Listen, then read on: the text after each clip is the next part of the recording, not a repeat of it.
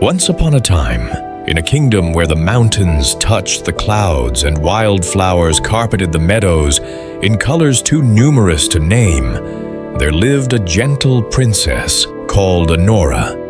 Her heart was as pure as morning dew, and her voice could calm the fiercest storm and bring tears to the eyes of even the hardest soldier. Queen Isadora, Anora's mother, stood at the tower window on a crisp autumn morning, watching her only daughter in the gardens below. The queen's silver hair caught the sunlight, but her eyes held the weight of a difficult decision. Queen Isadora. My dearest daughter, come. We must speak of your future. Anora entered her mother's chambers, her golden hair braided with ribbons the color of sunrise. She had known this day would come, the day when duty would call her away from everything she had ever known. You are to marry Prince Aldrich of the Northern Kingdom. It is a match that will bring peace to our lands and prosperity to our people. I understand, Mother. I will go where I am needed. The queen's eyes glistened with tears she refused to shed.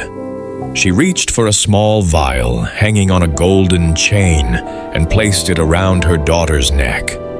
Queen Isadora, this contains 3 drops of my blood. Guard it carefully, for it holds a mother's protection. And you shall take Falada, my faithful horse. He has served our family for 20 years and will keep you safe on your journey. In the courtyard, a magnificent white horse stood waiting, Falada, whose eyes held an ancient wisdom. It was said that he understood every word spoken in his presence, though he rarely revealed his knowledge. Falada, whinnying softly, nuzzling Anora's hand.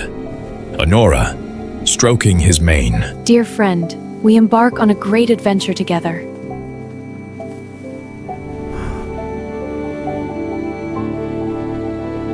The queen had also appointed a waiting maid named Odette to accompany the princess. Odette was beautiful in a sharp, glittering way, like a shard of ice catching the light. Her eyes were green as jealousy itself, though few noticed the hardness that lived there. As they prepared to depart, Odette watched Anora receive gifts and blessings from the courtiers. Each bow, each word of praise fed a bitter seed that had long been growing in Odette's heart. Odette, thinking to herself, Why should birth alone determine worth? I am cleverer, sharper, yet I must bow and scrape while she receives crowns and kingdoms. The journey began in golden light, the road stretching before them like a ribbon through the countryside. For 3 days they traveled without incident, but on the 4th day, under the scorching afternoon sun, Anora grew desperately thirsty. Odette, would you bring me some water from the stream? I fear I cannot go another mile without refreshment. If you're thirsty, fetch it yourself. I am no longer your servant.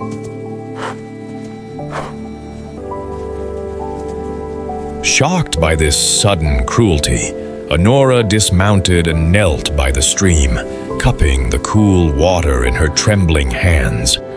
As she bent down, the vial containing her mother's blood slipped from her neck and was swept away by the current, disappearing forever downstream. Mother's gift! The protection she gave me!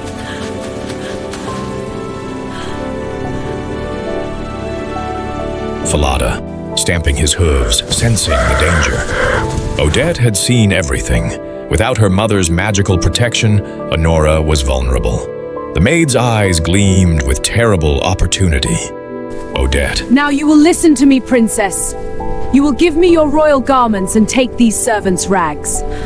You will give me Falada to ride. And when we reach the Northern Kingdom, I will be the bride, and you will speak not one word of your true identity. If you breathe even a whisper of the truth, I will see you killed. But why? What have I done to earn such hatred?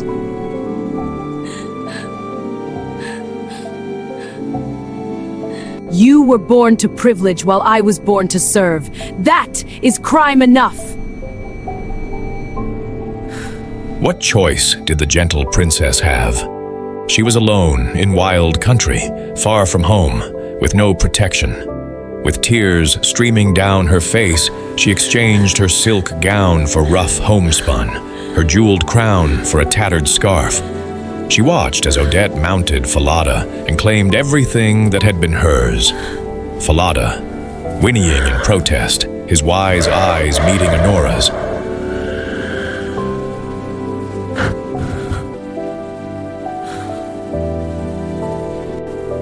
Be patient, dear friend. The truth will find its voice. When they arrived at the northern kingdom, the palace bells rang out in celebration. King Magnus and Prince Aldrich came forth to greet their visitors, and Odette played her part flawlessly. Your Majesties, I am Princess Anora. This girl is merely a servant who accompanied me on my journey. The king frowned at the true princess, standing in her ragged clothes, her face streaked with dust from the road. King Magnus, She looks too weak for palace work. Send her to help Conrad, the goose boy. She can tend the geese. and so Anora, a princess who had been raised on poetry and music, who had learned statecraft and diplomacy, found herself sleeping in a servant's quarters and rising before dawn to drive geese to the meadows beyond the city walls.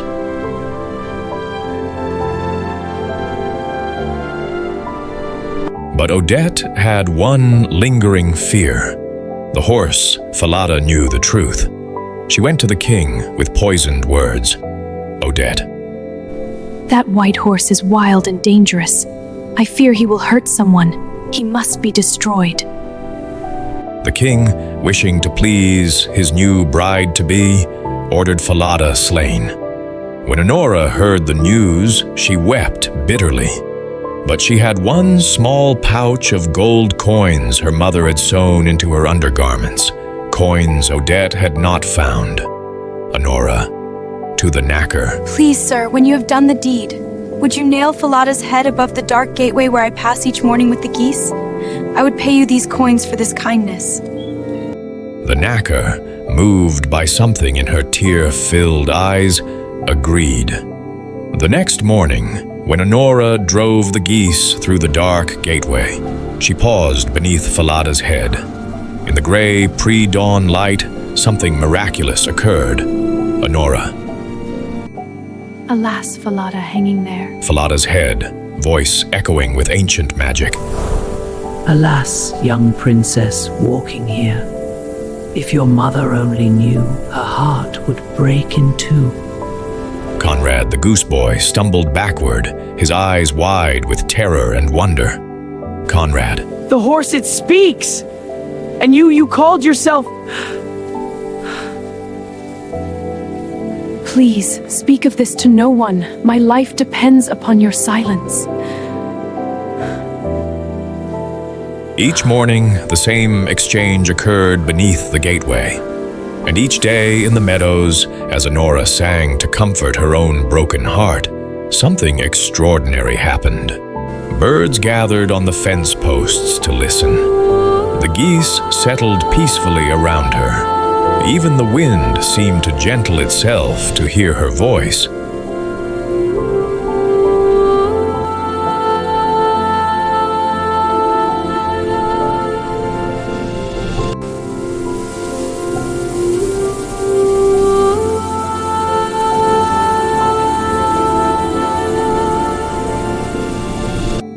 Conrad noticed other strange things, too.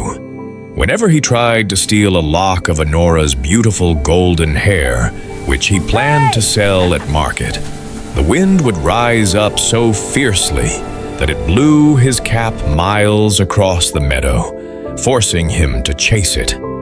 Conrad, panting as he returned from retrieving his cap for the third time. There's something unnatural about you! I'll tell the king! Tell him what you must. I have no power to stop you. Conrad ran straight to the palace and demanded an audience with King Magnus. Conrad. Your Majesty, there is something very strange about the new Goose Girl. A Gorn obeys her commands, and her sadness is so deep, I think she carries a secret that weighs like a kingdom. The king stroked his beard thoughtfully. Something had troubled him about the supposed princess in his court. She seemed cold, calculating, nothing like the warmth described in Queen Isadora's letters. King Magnus. I will investigate this myself.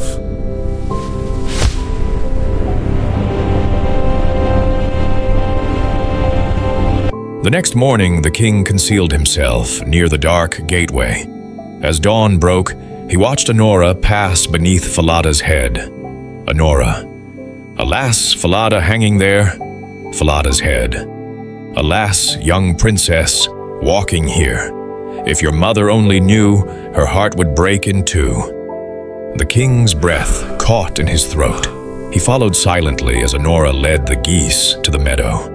He watched from behind an ancient oak as she sang, and oh, such singing.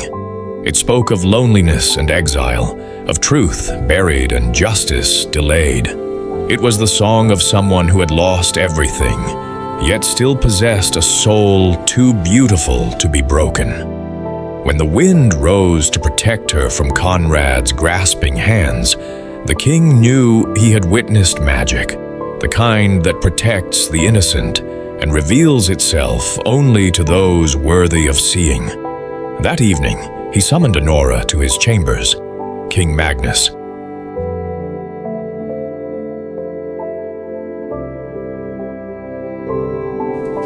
Tell me, child, who are you truly? I cannot speak, Your Majesty. I am bound by an oath of silence on pain of death. The king's eyes were kind but persistent. King Magnus. Then speak not to me, but to that iron stove in the corner. Tell your sorrows to the cold metal, and I shall hear nothing directly from your lips. Anora understood his wisdom. She went to the iron stove, and believing she spoke in confidence, she poured out her entire story. Her mother's farewell, the loss of the protective vial, Odette's cruel betrayal, the exchange of identities, and her vow of silence. The king, listening from the next room through a hidden passage, heard every word. His face grew stern with righteous anger.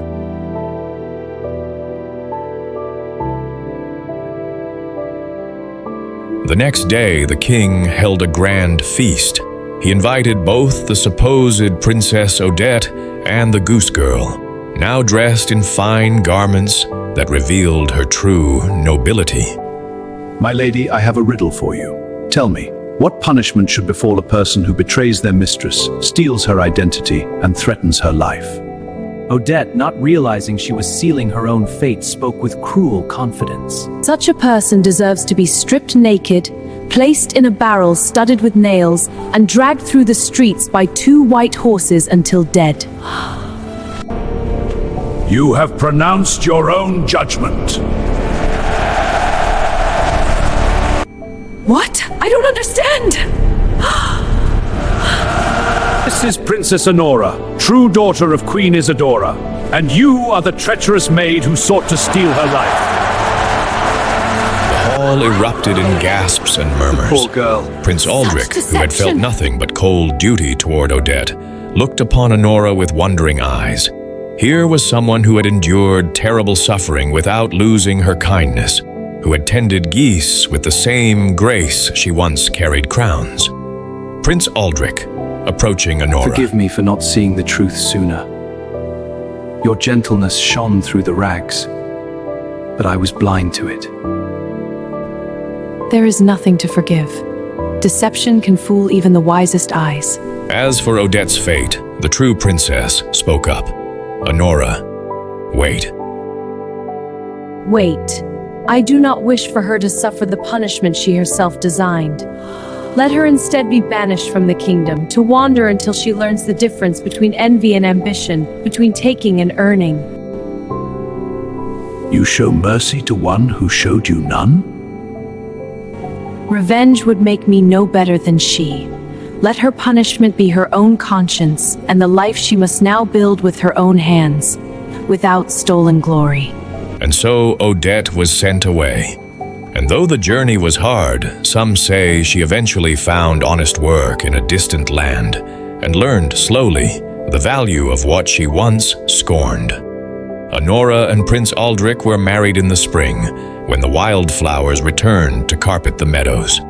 But Anora never forgot her time as a goose girl. She established schools for servants' children and laws protecting those who worked in the palace. She sang often, for the joy of it now, not from sorrow. And people said her voice carried the wisdom of one who had walked in both palaces and pastures. Conrad became the royal gamekeeper, and he never again tried to steal anyone's hair. As for Falada, his head was taken down from the dark gateway and buried with honor beneath a flowering hawthorn tree. And sometimes, on quiet mornings, those who passed that spot swore they could hear the gentle sound of a horse's contented breathing, as if a loyal friend finally rested in peace. The tale of the Goose Girl spread far and wide, and it carried with it a truth that even the youngest child could understand. That worth is not found in crowns or fine clothes, but in how we treat others when we have nothing to gain. That truth, however long buried, will always find its way to the light, and that mercy freely given is the strongest magic of all. And they lived, not without challenges, for life always brings both sunshine and shadow, but with hearts brave enough to face whatever came next, together. The end